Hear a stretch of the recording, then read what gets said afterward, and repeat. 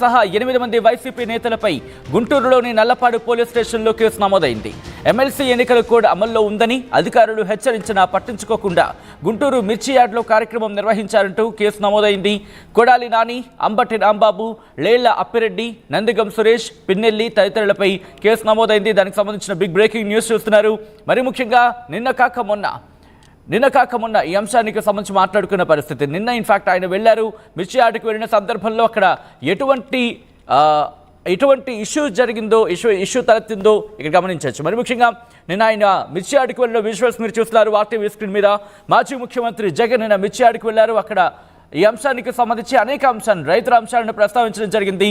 మరి ముఖ్యంగా అక్కడ ప్రచారం చేస్తున్నప్పటికీ కూడా, ఎన్నికల కూడా అమల్లో ఉందంటూ కూడా ప్రచారం చేస్తున్నప్పటికీ కూడా ఆయన పట్టించుకోకుండా, మాజీ ముఖ్యమంత్రి పట్టించుకోకుండా ఆయన మాట్లాడారంటూ పెద్ద ఎత్తున అంశానికి సంబంధించి చర్చ జరుగుతుంది. ఇక్కడ ఏం జరుగుతోంది, ఏ సెక్షన్స్ కింద కేసు నమోదు తెలుసుకునే ప్రయత్నం చేద్దాం.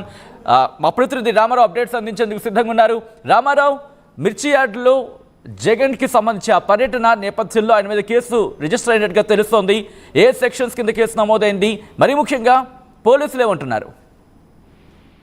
ఏదైతే నిన్న గుంటూరు మిర్చి యార్డ్లో ఏదైతే మాజీ సీఎం జగన్మోహన్ రెడ్డితో సహా వైసీపీ నేతలందరూ కూడా పర్యటించారు. ప్రధానంగా మిర్చికి సంబంధించి ధర తగ్గుతుంది, దాంతో రైతుల్ని పలకరించడానికి, పరామర్శించడానికి, వాళ్ళ మద్దతుగా ఉండటానికి వస్తున్నారని చెప్పడం జరిగింది. అయితే జగన్ పర్యటనకు సంబంధించి ముందుగానే అనుమతి ఇవ్వటానికి అయితే మాత్రం పోలీసులు నిరాకరించారు. అలాగే అధికారులు కూడా ఎలక్షన్ కూడా అమల్లో ఉండటంతో నిరాకరించినటువంటి పరిస్థితి ఉంది. క్లియర్ గా పోలీసులు కావచ్చు, అధికారులు కావచ్చు, క్లియర్ గా చెప్పడం జరిగింది, ఎలక్షన్ కూడా అమల్లో ఉంది, మీరు రావటానికి వీల్లేదు, వస్తే ఎలక్షన్ కోడ్ వైలేషన్ కింద వస్తుందని చెప్పడం కూడా జరిగింది. సో దీంతో అయినా రావడంతో ఎలక్షన్ కోడ్ వైలేషన్ కింద జగన్ తో పాటు మరికొంతమంది మీద కూడా కేసులు నమోదు చేయడం జరిగింది. అలాగనే ఆ పార్టీ నేతలైనటువంటి కొడాలి నాని, అంబటి రాంబాబు, లేళ్ల అప్పిరెడ్డి, నందిగం సురేష్, పిన్నెల్లి రామకృష్ణారెడ్డి ఇలాగ వీళ్ళ ప్రస్తుతం అయితే మాత్రం మొత్తం 8 మంది మీద కేసు నమోదు చేశారు.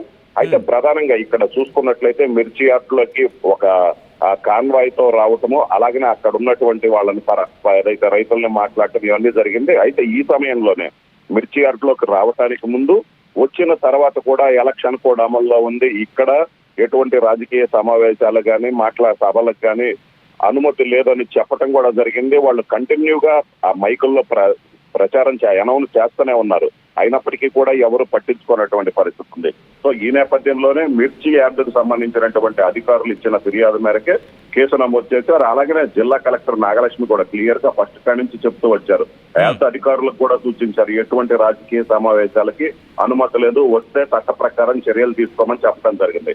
సో ఆమె ఎన్నికల అధికారిగా ఉన్నారు. సో ఇప్పుడు చూసుకున్నట్లయితే అక్కడ వైలేషన్ చేశారు కాబట్టి కేసు నమోదు చేయడం జరిగింది. అలాగే దీనికి సంబంధించిన సెక్షన్లకు సంబంధించి పోలీసులు ఇప్పటికీ అధికారికంగా చెప్పనప్పటికీ కూడా ప్రధానంగా అక్కడ ఉద్యోగులకి, సిబ్బందికి, విధులకు ఆటంకం కలిగించారు. ఎందుకంటే వందల సంఖ్యలో రావడం, కాన్వాయ్ తో రావడంతో అక్కడ రెగ్యులర్ గా డ్యూటీ చేసుకునే వాళ్ళకి ఇబ్బంది కలిగింది. సో విధులకి ఆటంకం కలిగించారనేది కావచ్చు. అలాగే అక్కడ ట్రాఫిక్ కి సంబంధించి చాలా తీవ్ర ఇబ్బందులు జరిగాయి. ఏదైతే జగన్ వచ్చిన సమయంలో భారీ స్థాయిలో వాహనాలు రావటం, అక్కడ ట్రాఫిక్ ఇబ్బంది కావచ్చు, అలాగనే మిగతా చాలా ఇబ్బందులు జరిగిన నేపథ్యంలో ట్రాఫిక్ కి సంబంధించి కావచ్చు, విధులకు ఆటంకం కలిగించారని, ఎలక్షన్ కూడా ఉల్లంఘించారని, ఇలాగా పలు సెక్షన్ల కింద కేసు నమోదు చేసినట్లు మనకున్నటువంటి సమాచారం. అయితే పూర్తి స్థాయిలో ఏ సెక్షన్ల కింద కేసు నమోదు చేశారనేది చెప్పనప్పటికీ కూడా జగన్ తో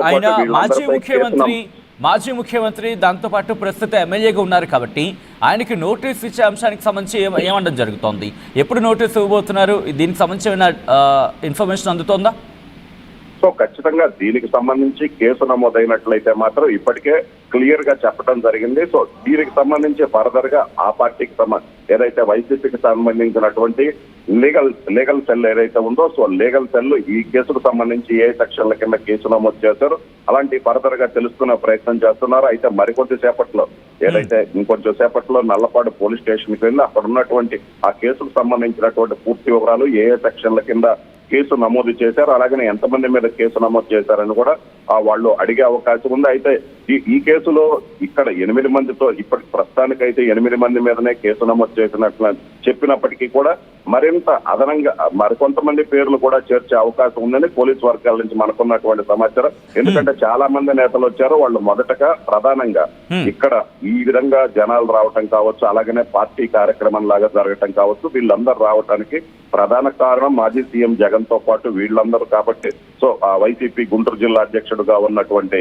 అంబటి రాంబాబు, కొడాలి నాని వీళ్ళందరూ రావడంతో సో వీళ్ళ మీద కేసు నమోదు చేశారు. అలాగనే వీళ్లతో పాటు ఎవరెవరు వచ్చారు అనే దాని మీద కూడా పోలీసులు వివరాలు సేకరిస్తున్నారు. సో వీళ్ళతో పాటు మరికొంతమందిని కూడా ఈ కేసులో యాడ్ అయ్యే అవకాశం ఉంది. అయితే ప్రధానంగా వీళ్లే ఏదైతే మాజీ సీఎం జగన్ తో పాటు మిగతా 8 మంది నేతలు కూడా వచ్చారు కాబట్టి సో వాళ్ళతో పాటు ఎవరెవరు వచ్చారనేది తెలుసుకొని వాళ్ళ మీద కూడా ఈ కేసులో ఇన్క్లూడ్ చేసే అవకాశం అయితే ఉంది. అయితే ఈ కేసుకు సంబంధించి ఇప్పటికే వైసీపీ లీగల్ సెల్ అయితే మాత్రం పూర్తి స్థాయిలో ఏ సెక్షన్ల కింద కేసు నమోదు చేశారని పోలీసుల్ని మరికొద్ది సేపట్లో అడిగే అవకాశం అయితే కనిపిస్తుంది. అంటే ఇప్పుడు మరి ముఖ్యంగా ఇక్కడ కొడాలి నాని కావచ్చు, at the same time YS Jagan కావచ్చు, వీళ్ళందరికీ సంబంధించి ఈ రోజు నోటీస్ ఇచ్చి ఈ రోజు అరెస్ట్ చేసే అవకాశాలు ఉన్నాయా, లేకపోతే పోలీసులు ఏమంటున్నారు ఈ రోజు అరెస్ట్ చేసే అవకాశం, లేకపోతే కేవలం నోటీసులు మాత్రమే పరిమిత అవకాశం ఉంది ఈ రోజు?